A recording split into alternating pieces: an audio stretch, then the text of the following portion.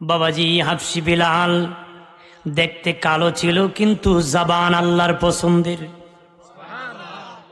চেহারা বাবাজি মানুষ যদিও কালো বলতো, কিন্তু এই চেহারা আমার মালিকের বড় পছন্দরী। সব মুসল্লিয়ান কয় নবীজি কত সুন্দর কণ্ঠের আজান দেওয়ার ব্যক্তি আছে। বেলালের আজান সুন্দর না, একজন সুন্দর কণ্ঠের আজান দরকার। নবী সবার পরামর্শ নিয়ে বাবাজি উম্মে মাকতুম সাহাবীকে আজান দেওয়ার দায়িত্ব দিয়েছিলেন। হযরত বেলালকে বললেন, আজকে থেকে তুমি আজান দিও নারী। বেলাল বাসায় গিয়ে কান্নায় ভেঙে পড়ে গেছে, আমি আজান দিতে পারবো না। আর ফজরের আজান মধুর কণ্ঠে হয়েছে, সাহাবীরা দলে দলে মসজিদে এসেছে। এই দেখে বাবাজি মোল্লা আলী কারি ওনার কিতাবের মধ্যে লিখেছে, নবীজি সুন্নত পরে বসে আছেন। কিতাবে লিখেছে 2 বার নবী জানালার পাক দিয়া আকাশের দিকে তাকাইছে। আকাশ রাত পোহাতেছে না, আকাশ সাদা হইতেছে না রে। মোল্লা আলী কারি ওনার কিতাবে লেখছে, পূর্ব আকাশের দিকে নবী 2 বার জানালার উঠিয়ে তাকাইছে, কিন্তু আকাশ সাদা হইতেছে। নবীজি অপেক্ষা করতেছেন, বহু সময় হয়ে গেছে, রাত কেন পোহাইতেছে না। শুনেন জিবরিলের ঘন্টার আওয়াজ। জিবরিল আসিয়া বলে, নবীজি ও মায়ের নবী, কেন গো আজকে ফজরের আজান হইতেছে না? নবী কো, জিবরিল অন্য দিন থেকে আরো মধুর কণ্ঠে আজান হয়েছে। আরো জোরে বলি, হযরত জিবরিল কো, নবীজি বেলাল মনে হয় দেয় নাই। আল্লাহ বলেছেন বেলালের আজান আরশে আজিমে পৌঁছে যায়, আজকে আরশে আজিমে আওয়াজ যায় নাই। নবীজি বেলাল যদি আজান না দেন, রাত পোহাবে না, কিয়ামত হয়ে যাবে। নবীজি ডাক দিয়া বলেন, বেলাল তুমি রে আল্লাহর সাথে সম্পর্ক লাগায়া বসে আছো রে, তুমি আজান না দিলে রাত পোহাবে না, তাড়াতাড়ি আজান দাও। হযরত বেলাল আজান দিল। নবী খুব ছোট্ট ছোট্ট সূরা দিয়া ফজরের নামাজ পড়ালেন। বের হয়ে দেখেন নবী জোহরের সময় হয়ে গেছে।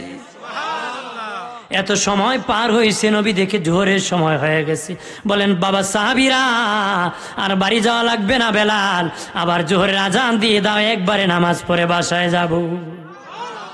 আর জোরে বলি, ওই বেলাল রাদিয়াল্লাহু তাআলা আনহু বাবাজি নবীজির ইন্তেকাল শরীফের পরে 2 ব্যক্তি বেশি কান্না করেছিলেন।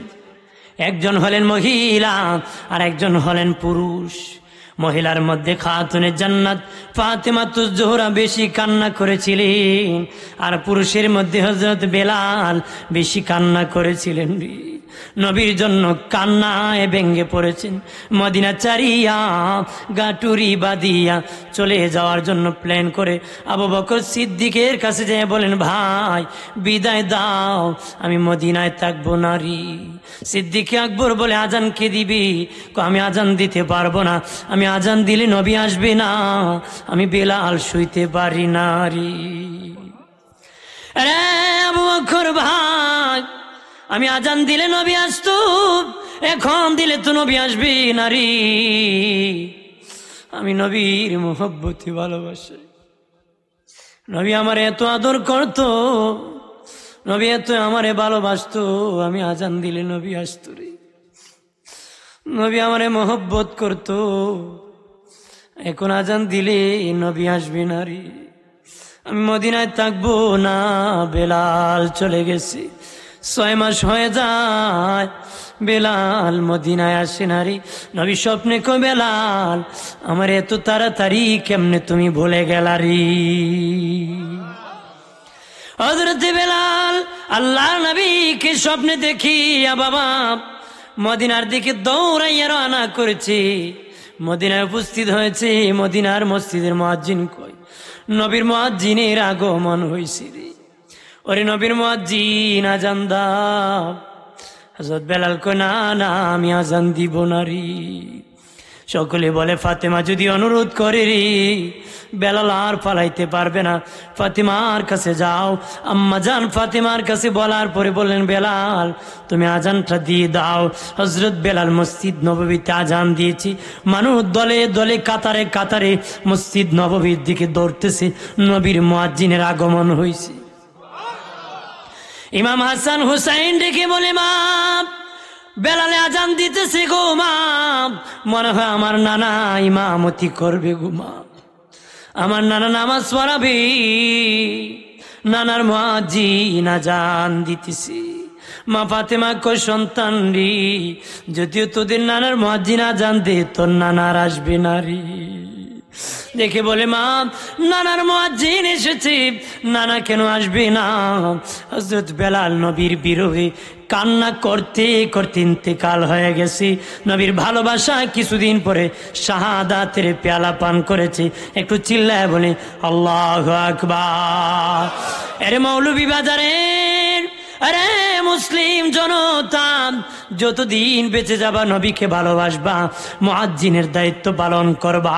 নবী কই যে বিনা পয়সায় মুয়াজ্জিনের দায়িত্ব পালন করতে পারবে, 7 বছর আদায় করতে পারবে, সে আমার বিলালের ডান হাত ধরে জান্নাতে যাবে। 2 বছর দিয়ে বেড়া আর কত দিতাম মাগনা, হ্যাঁ আছে না নেই? 7 বছর দেখো আমার আর লাগতো না, মেজাজ গরম করে কয়েক টিকিট পাইলিছি কথা হয় না, আছে না? এই লোক করবেন না। সন্তুষ্টি কার? লিল্লাহ কার? আল্লাহর সন্তুষ্টি। যতদিন কে কি বললো আমার দেখার বিষয় না, এলাকার মানুষ সম্মান করলো না করলো এটা বিষয় না, আল্লাহ নিয়ে আমার মাফ করবো এটি বড় বিষয়। কথা হয় না? জোরে বলেন না। আমরা আল্লাহর সন্তুষ্টি চাই কি না? হ্যাঁ না, আমারে মানুষ বলুক মুয়াজ্জিন, আমারে বলুক খতিব, বোম্বাস্টিক বক্তা। মানুষ হাজার হাজার মানুষ ওয়াজ শুনতে আসে, কত বড় বক্তা, আসো দিন বোঝা যাইব বক্তার সিরিয়াল নম্বর কত। আল্লাহ বক্তারে ডাক হুইরা তক্তা বানা, এদিন সিরিয়াল নম্বর বোঝা যাইব। কথা কনা যে কথা কর ক্ষমতা দেয় না তারা আল্লাহ দয়া করছে, আমি কথা কয়ে আমারও দোনা দিব। কব কথা বেশি কইছিল হিসাব বেশি দিতে, যার যেমন দায়িত্ব তার তেমন হিসাব, যে যত সহজ তার হিসাব তত সহজ। কথা বলেন ঠিক কিনা? এই জন্য দিনই কাজ করতে হবে, ইবাদত করতে হবে। মা বাবার সাথে বেয়াদবি করা যাবে? যারা মা বাবার সাথে বেয়াদবি করবে কিয়ামতের দিন এরা যক্কা রোগী হবে, কুষ্ঠ রোগী হবে।